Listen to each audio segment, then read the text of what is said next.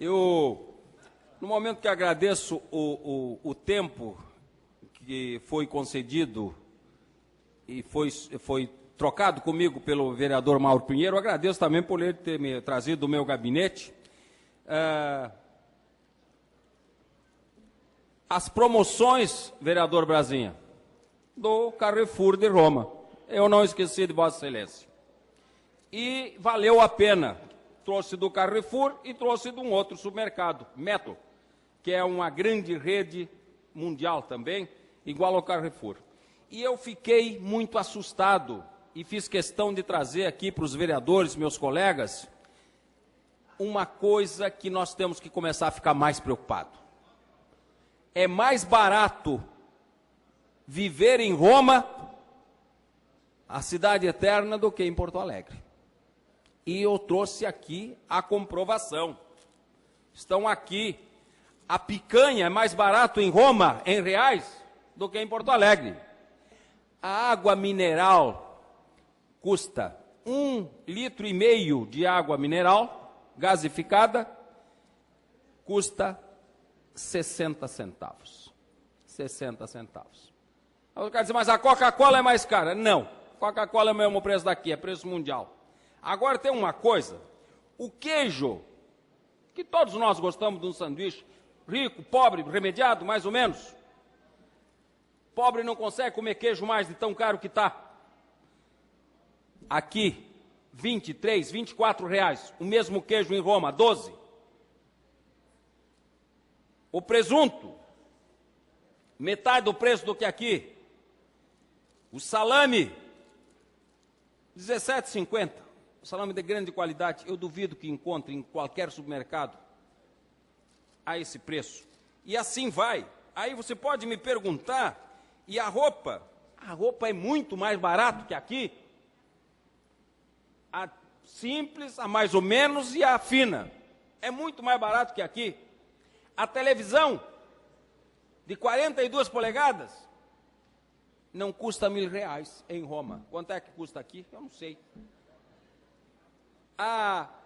O barbeador, a escrivaninha de escritório, a copiadora, está tudo aqui, vereador. Eu vou deixar isto aqui para as pessoas lerem, para ver com o que é que a nova presidente Dilma tem que se preocupar. Tem que se preocupar com a população do Brasil. Se preocupar com a população e chega de se preocupar com os bancos. Aliás, se preocupar com os bancos ganha muito, porque com aquilo que tinha que se preocupar, que era o Banco Pan-Americano, não se preocupou. Isto aqui mostra que os nossos governantes só sabem arrecadar imposto. Imposto. Vamos parar de se preocupar só em fazer bancada de apoio, e esses partidos todos, inclusive o meu, que comecem a se preocupar mais com o custo de vida da população e menos com as benesses. Está na hora de nós discutirmos aqui em Porto Alegre também. Por que o custo de vida é tão alto? Por que a água custa tão caro? Por que o queijo custa tão caro? Eu não falo do vinho, porque vinho, se pobre bebe, é porque é borracha. Se rico bebe, é porque pode pagar. Mas nós temos que olhar o porquê que o vinho de alta qualidade lá custa isto aqui em reais. Nós temos produção de vinho aqui também, bons vinhos, aqui em Bento Gonçalves. Mas sabe por que não é mais barato? Porque o imposto é muito caro. E para onde é que vai todo esse dinheiro do imposto? Se nos últimos anos subiu a arrecadação, eu acho que, eu não tenho valores absolutos, mas foi uma quantidade enorme. Até agora há pouco nós vimos que foi arrecadado 1 trilhão, 100 bilhões, uma coisa, um número fantástico. Para onde é que vai esse dinheiro? Se nos últimos 8 anos, a saúde foi para o brejo. É uma vergonha o que está acontecendo. O Globo Repórter, aliás, Profissão Repórter mostrou nessa semana. Aonde é que foi parar a saúde do povo brasileiro? Aonde é que foi parar essa saúde? Então não adianta dar Bolsa Família. Só. iludir com a Bolsa Família.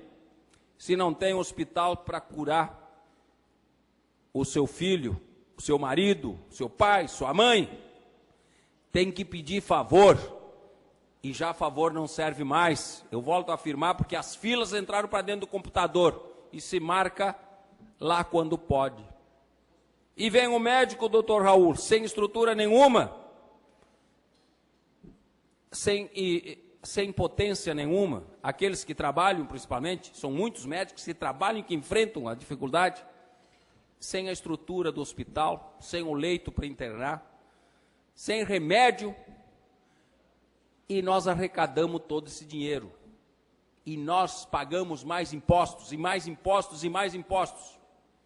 E o nosso salário, segundo o Guido Mantega, R$540, não passa disso, salário mínimo, com os produtos custando o dobro do que custa em Roma. E eu já uso Roma mesmo para chamar a atenção. É um absurdo o que nós estamos vendo no Brasil de hoje. 8 anos. Os piores 8 anos da saúde. Mas o presidente está saindo com 80% de aprovação. Eu queria que fizessem uma pergunta lá perto do Hospital Conceição, que presta grandes serviços à cidade. Perguntem à população lá, para ver se eles aprovam a saúde que o nosso presidente de 80% de popularidade deixou. Pergunte. Muitos vão dizer, mas e como é que tu vai explicar se tu é o vice-presidente da presidente eleita? Pois que explique o meu vice-presidente e que eu acredito que a nova presidente vai gastar mais dinheiro com a saúde aqui, mais saúde e menos viagem. Aliás, agora eu descobri porque o Lula não mora no Brasil quase nunca, nesses 8 anos. Ele parava no exterior, porque ele achava baratinho. É barato lá fora. Era mais barato para ele lá do que ficar no Brasil. E aí ele levava aquelas comitivas enormes. O Aerolula ia lotado, voltava lotado. Porque era barato lá fora. E dava um bom lucro em cima das diárias daquela turma de assessores.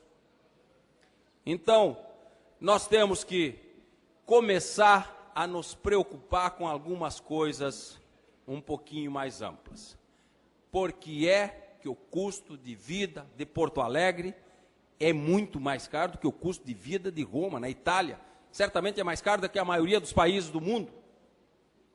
E nós ficamos nos exibindo que pagamos o Fundo Monetário Internacional. O Lula pagou o FMI.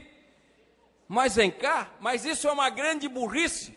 Porque o juro que se pagava para o FMI era 4% ao ano. E nós ficamos devendo para o Itaú, para o Bradesco, para o Safra, juros a 10,75 por ano.